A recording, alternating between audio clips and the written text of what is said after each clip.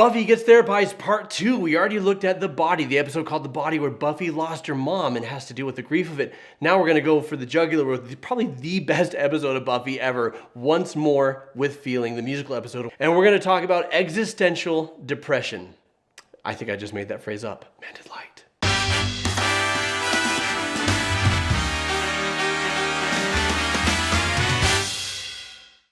Okay, I'm sure other people have said existential depression before, but here's what I mean by it. Not knowing what your life is about, not knowing why you're here. And that's what Buffy's going through, and we're going to talk about it.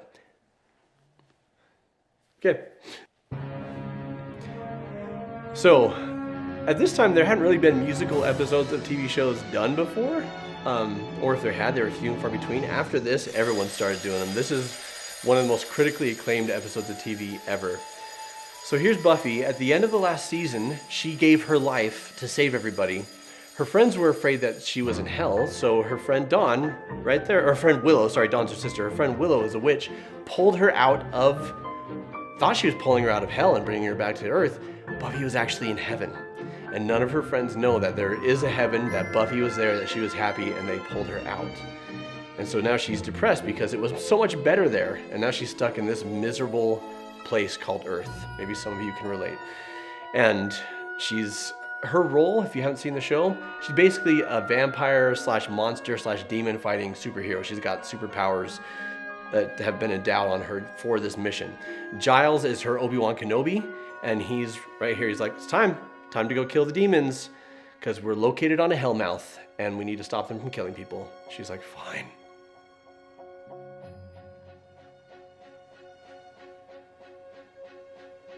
Every single night, the same arrangement. I go out and fight the fight. Still I always feel the strangest estrangement. Nothing here is real, nothing here is right. I've been making shows of trading blows, just hoping no one knows that I've been going through the motions. If you feel depressed, Walking through the park, you can relate to that. Going through the motions, doing what I'm supposed to do every day, smiling face.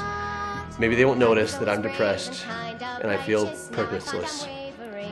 And it's sad because you feel so alone, but at the same time you don't want to burden anybody with this. Got that swing.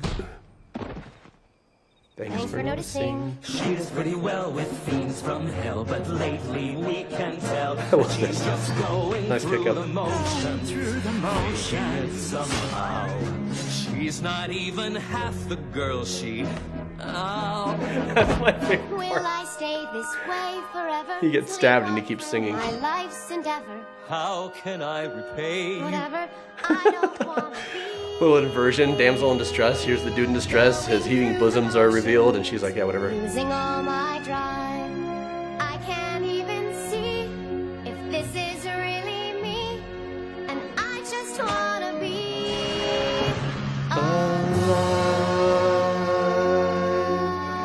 It's a great show.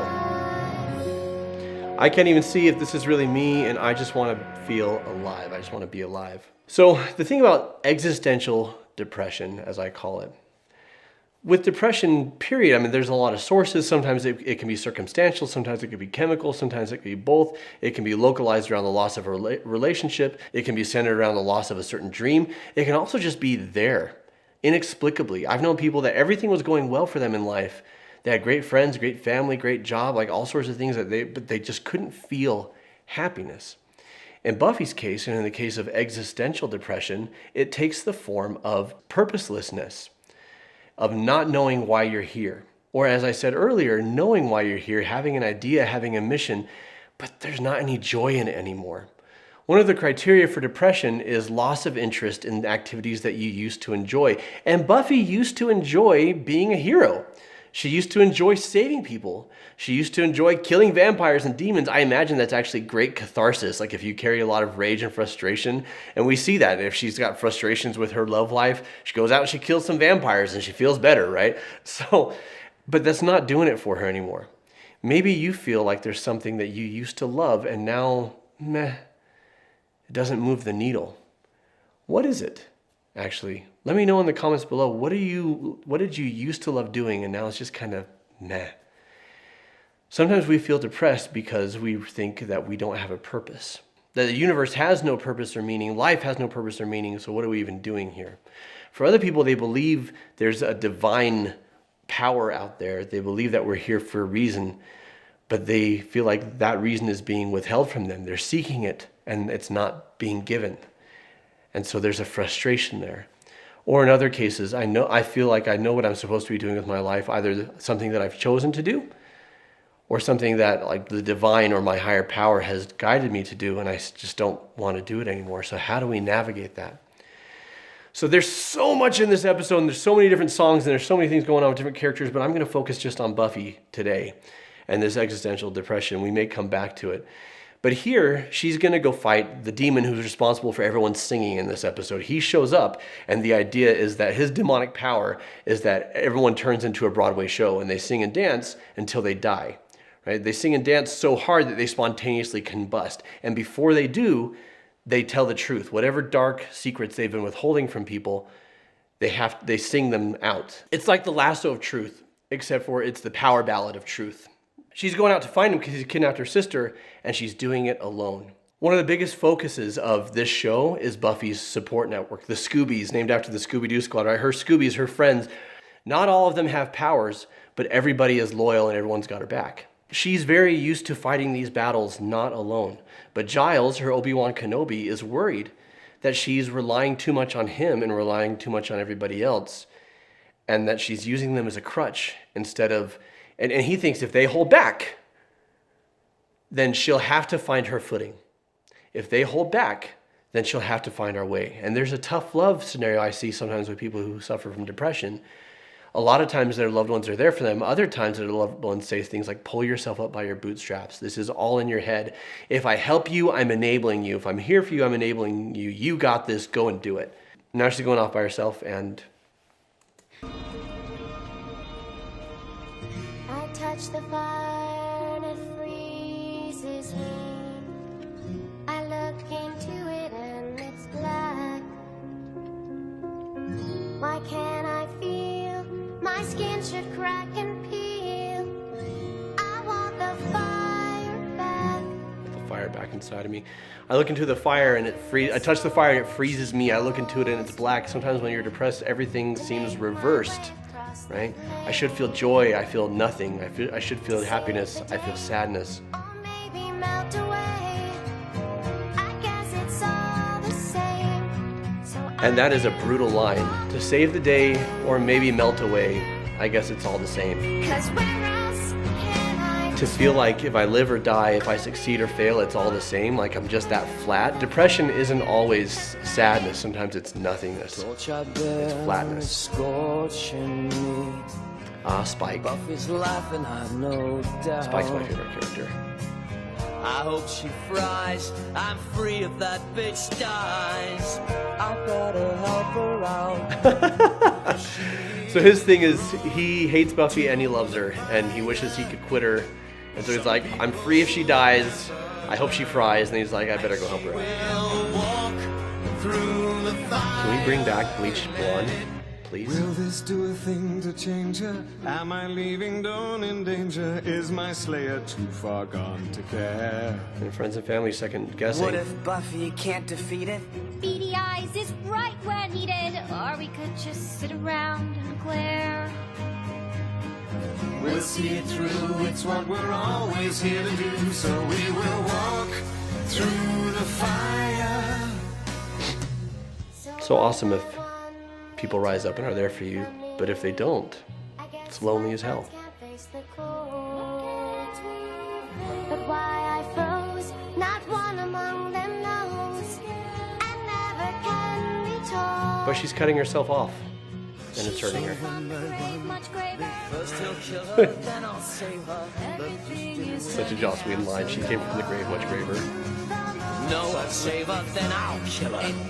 This line's mostly filler. No, I'll save her, then I'll kill her. I think this line's mostly filler. It's awesome.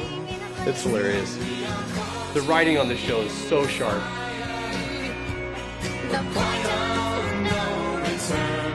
So we will walk through the fire and let it burn. Timing those fire trucks coming in at full speed with them singing that line and that pause and that hit is awesome. Like the filmmaking there, I wonder how many takes they needed. I love this. Kick the door off. Boom. Showtime. Okay. Now we get to the part of the grand finale is Buffy's going to try and save her sister, but the demon's basically going to make her sing, and she's going to sing her truth before she spontaneously combusts. And she's going to be singing here Life's a show, and we all play our part. about what life should be. And when the music starts, we open up our hearts. It's alright if some things come. So I'm an optimist, and I love this initially. Sing a happy song. I'm like, yeah, Buffy, And you can work your way out of this depression by focusing on the positive and counting your blessings. There's hope every day. Beat up some bad guys, you'll feel better. Wishes can come true with someone. But that's not what the song is about. To be like other girls. Because you can see she's singing the happy lyrics, In this glittering but she's detaching more and more. Because it's how she should be, but not how she actually feels. Give her backup, but not in battle. This is the hilarious thing. So they go in and sing with her.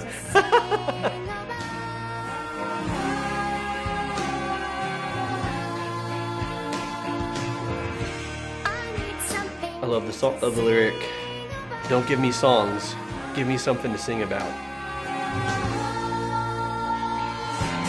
And she's singing to the demon. She's like, yeah, great, I have songs, but I have nothing to sing about or nothing to live for. That's a song you don't get to rehearse, and every single verse can make it that much worse. Still, my friends don't know why I ignore the million things or more I should be dancing for. I want to pause really fast. My friends don't know why I ignore the million things or more I should be dancing for. Like, people just want you to be happy and they want you to snap out of it. And they're like, it's going to be okay. And they try and reassure you. And then they feel helpless when they can't. And then you see that helplessness, so you stop saying anything because you don't want to burden them because it's not going to make it better anyway. And so you just get stuck in this loop and you carry it yourself and it just gets stuffed deep and deep and deep. Also, she feels like they wouldn't understand. She wouldn't understand what she's going through or why she's going through it. She doesn't even fully understand it herself. But the truth of it is, it's not people's job to make it better. It's their job to make sure we don't go through it alone. And that's the thing about depression, is it can be alleviated, we can manage it, it can get better. But ultimately, it comes down to mourning with those that mourn sometimes means that you don't make it better, but you're there by their side. And she's not letting them do that right now. Joy, life and family, and friends, all the twists and bends, knowing that it ends. Well, that depends on if they let you go. They didn't let her go. Know enough to know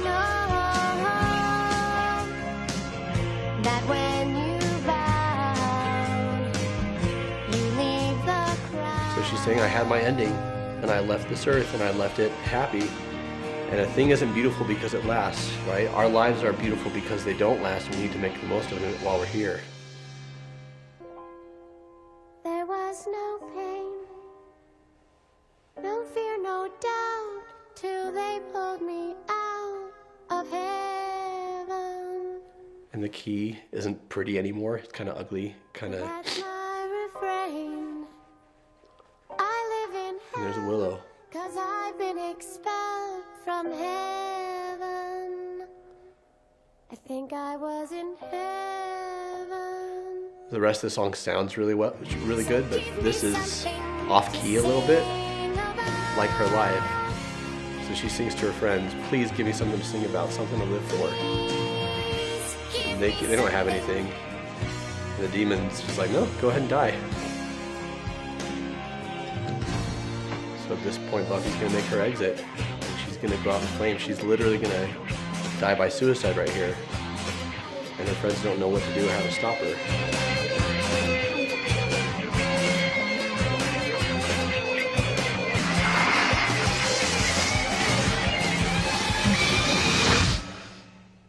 Good old Spike. Life's not a song.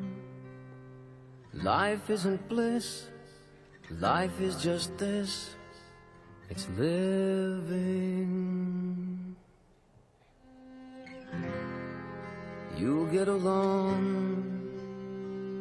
The pain that you feel, you only can heal by living. You have to go on living. He's a vampire, so he's technically not even alive. So one of us is living. But he saved her life. The hardest thing in this world is to live in it. And that's what Buffy told her sister before sacrificing herself, was the hardest thing in the world is to live in it. So Dawn's repeating it back to her because at this point, she doesn't feel like going on. Maybe you can relate. I love that line. Life's not a song. Life isn't bliss. Life is just this. It's living. Early on, she's talking about, whistle while you work and all these little maxims about how we should be happy. And the problem with that is if we're not happy, we think there's something wrong and we're doing it wrong. But depression is just another state of being. Sadness is just another state of being. Stress, anxiety, fear, it's unpleasant. We don't want these emotions, but these emotions are part of our human experience and they help us to appreciate the sweet. Having the bitter helps us to appreciate the sweet. Experiencing the bitter helps us to appreciate the sweet. And you have these bursts of joy and you have these moments of peace and you have these great times, but they're always followed by hardship. And hardship is always followed by, at some point, joy again. And sometimes it takes a long time. Sunrise, sunset, right? They always say the night is darkest just before the dawn. The opposite is also true. Not the sun shines the best right before sunset, but it's bright and then the sun sets and then it sucks. And that's life. But if we don't stick around, we deprive ourselves not only of the good we can experience, but also the good we can do for others.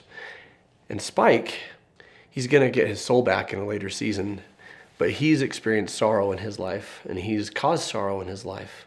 And he wants Buffy to experience all of it because he wants her to live, because he doesn't get to anymore. I've heard it said, don't feel sad for growing old. It's a privilege denied to many. And that's also true just of living. That the sadnesses and the heartaches and the pains and the fears and the joys, it's all part of the experience. And getting to live a life is a privilege denied to many people. We resolve existential depression over time by letting ourselves feel whatever we need to feel, by not trying to force ourselves to be happy like Buffy was trying to do and it wasn't working. That it's okay to feel melancholy, it's okay to feel flat, it's okay to feel sad. Because when it's okay, then it doesn't have power like it used to when we're like, oh no, this has to go away, we need to solve this right now. Our ability to endure is extended, our ability to help others because of our compassion, because of what we've gone through is extended. And we can ride things out until things do get better. Searching for a purpose, creating a purpose for yourself helps. But even when you have that, I love what I do. I love Mended Light. I love helping people. Some days I'm just like, I don't feel it. I don't want it. I don't feel much of anything. And I hate that, but it's part of the experience. So if you enjoyed this episode and you missed part 1, look at Buffy Gets Therapized, where we talk about the episode The Body, where Buffy finds her mother's body and has to deal with the grief of that loss.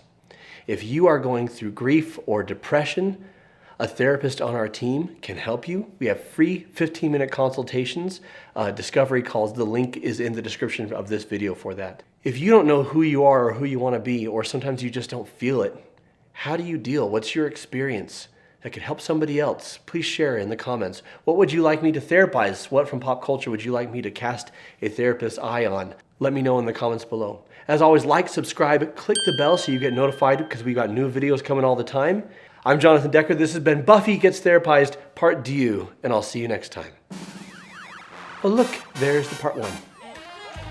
I know what you're doing for the next 15 minutes. I bet you'll cry. No, I did. I cried a lot.